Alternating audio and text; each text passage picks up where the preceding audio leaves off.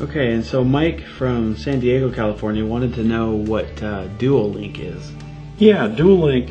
We first patented dual link in our DX6 technology. So dual link is actually when you turn the transmitter on, the transmitter scans the 2.4 gigahertz band and finds an open signal, and it acquires that signal. Then it scans a second time and finds a second open signal, and it turns on that signal. The receiver is looking for the GUID, or globally unique identifier, of each of those transmitted signals. And when it finds the first one, it locks on. When it finds the second one, it locks on. So you essentially have two links. You have two RF paths. So lo and behold, if for some reason, which is extremely unlikely, one of those RF paths they have a problem, you have interference on one of those, you have a secondary RF path that you can transfer through with no problem at all. So that's what dual link's about. It's an absolute key function to making these systems work in aircraft, and it's a patented technology that only Spectrum has. That sounds great. Thank you. All right, so Jeremy from Fort Wayne, Indiana asks, are there any special guidelines for mounting those receivers? Yeah, the AR7000 has two receivers, an external receiver and an internal receiver, and the most critical aspect of mounting these is to keep the two antennas. When I say two antennas, this is a dipole antenna, so this is considered one antenna, and this is a secondary antenna. These are the wires. They need to stay at least 2 inches apart.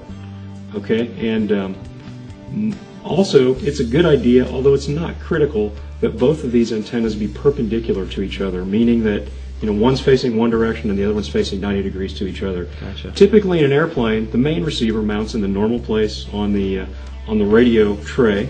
Sure. And you just use foam or even double-sided foamy squishy tape, and then a piece of servo tape on the side of the fuselage or one of the formers. That's a pretty typical method of mounting this. In a helicopter, you do the same thing. You use foam tape, goes on the servo tray, and then the remote receiver needs to be mounted such that the antenna is at least 2 inches away, preferably perpendicular to the internal antenna. Servo tape it to the side, or if necessary, you can make a little plastic mount where it hangs off the front. So it's actually very simple to mount. And probably, well, it is a lot simpler than running a 39-inch antenna down a tube. Certainly, I could see the ease in that instead of trying to run it down a tedious little tube down a fuselage. Most definitely. Or on a helicopter. Yep. Sounds good. Okay, Justin from Lexington, Kentucky is asking, when using long servo leads or Y harnesses, should amplifiers or chokes or filters be used? With 2.4 gigahertz, there's absolutely no reason to use chokes, tortle coils, any kind of a filtering device to filter out RF noise from anything, speed controllers, servos, anything like that. Those types of devices create RF noise that's below 300 megahertz. And of course, since 2.4 gigahertz is actually 2,400 megahertz, it totally can't even see those types of interferences. So, I would really highly recommend not using those types of things.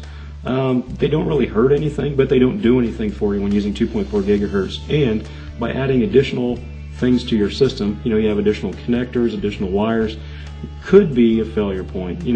Keep it as simple as you can generally. In fact, there's some JR amplified Y harnesses that actually don't work with 2.4 gigahertz just because of the way it manipulates the signal. So 2.4 gigahertz, absolutely no need, and would really recommend not using those type of filters.